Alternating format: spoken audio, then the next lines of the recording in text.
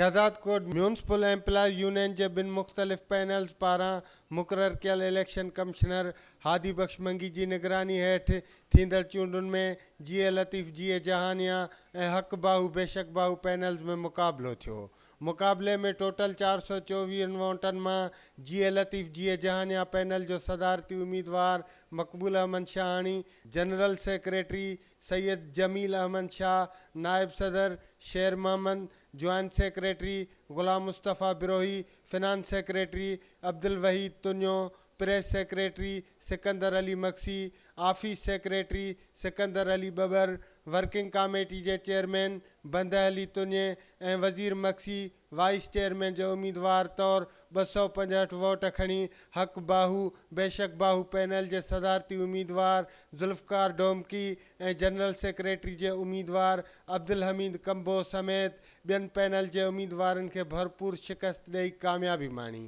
होॾां मक़बूल अहमद शाहानी ऐं पैनल के बियन उम्मीदवारन की कामयाबी की खुशी में खेनि गुलन जा हार पाराए कुलन ते खणी गश्त कयो वियो। सवें मुलाज़मन ऐं शहरिन रियाज़ गवास, नैयर सीलरे, इमरान खरल, इरफान कंबो, रमीज़ तुन्ये, रज़ा खरल, ताहिर मंगणार ऐं ॿियनि जी अॻवानीअ में म्यूनसिपल ऑफिस खां दोल ऐं शरनायनि ते रैली कढी दरगाह सैयद सिजावल शाह ऐं मियाँ गुलाम सिद्दीक़ जी दरगाह पहुची हाज़िरी भरे गुलनि जूं चादरूं चाढ़े कामयाबी ते दुआऊं घुरियूं। बाद में कोटू मोटू चौक ते पहुची जशन मल्हाईंदे झुमरियूं पिण हयूं। उन मौक़े ते मेड़ाके के खिताब कंदे मक़बूल अहमद शाहानी बंदह अली तुन्ये ऐं ॿियनि उम्मीदवारनि चयो त हू बिना कंहिं फ़र्क़ जे म्यूनसिपल मुलाज़मनि जी ख़िदमत कंदा रहंदा। हिननि चयो त संदन जीत म्यूनसिपल जे मिड़नी ग़रीब मुलाज़मनि जी जीत आहे।